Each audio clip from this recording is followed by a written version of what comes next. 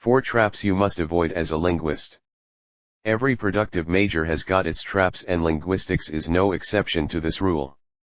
Here are some of the traps to be avoided when it comes to doing research in the field of linguistics. First trap: weird dialects and accents. Ga ga gu. Ga ga gu gu. Ga ga gu gu. You may hear your instructors and or your colleagues talk about dialects and accents and how necessary it is to make research on or to document these.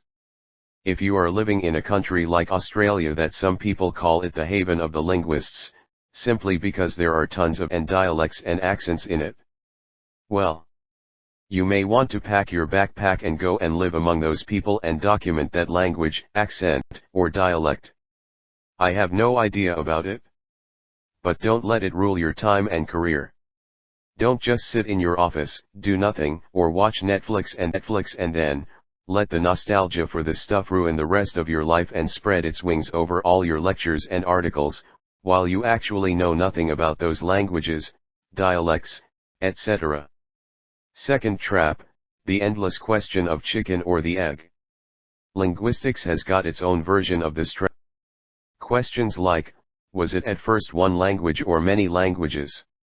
In this regard, and related to the previous trap, we can mention the questions, what is a dialect and what is an accent?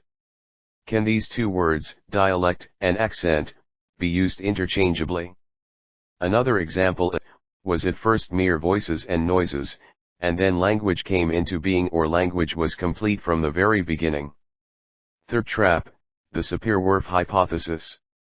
It concerns linguistic relativity and says every person's language defines his or her thought and the way they look at the world. For example, the Arabs have several different words for different types of dates. They see the world differently with the English speaker, who simply calls them dates. Fourth trap: Noam Chomsky. When we were kids and attended kindergarten, our teacher had taught us to think carefully before we say anything.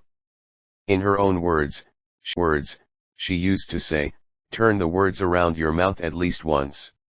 Evaluate them. Think. Are they worth of getting out of your mouth? If yes, then say them. Apparently, Professor Chomsky didn't benefit from having such a sophisticated kindergarten teacher. Chomsky at first said in his standard theory or aspects model, semantic interpretation should take place at deep structure, that is to say, meaning lies in the deep structure, which is the abstract syntactic representation of a sentence. This took from 1956 to 1965. Then, in the early 1970s, in his extended standard theory EST, he said, semantic interpretation depends on both the surface and the deep structure.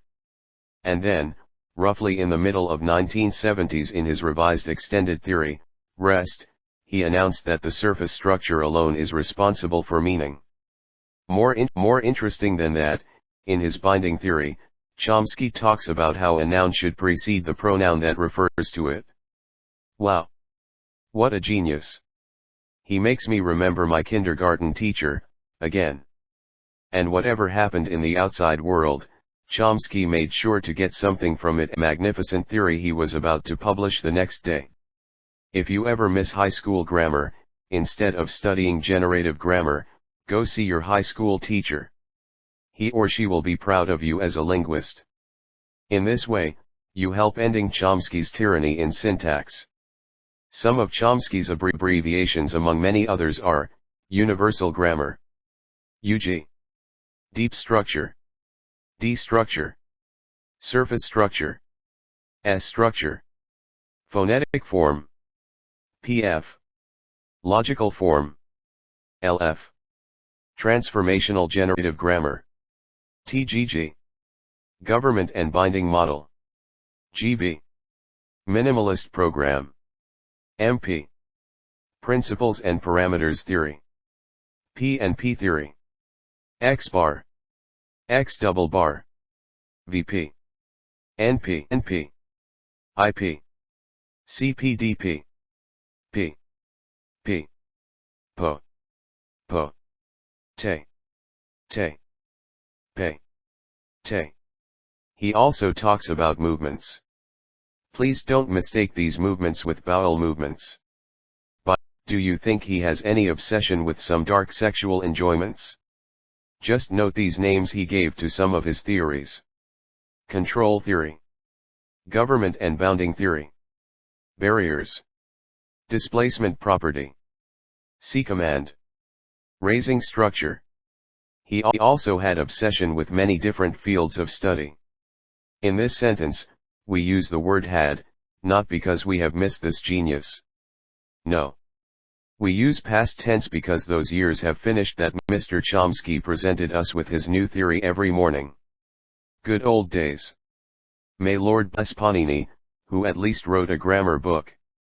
Anyway, Chomsky's obsession with other fields include computer sciences, mathematics, physics, gardening and recently architecture.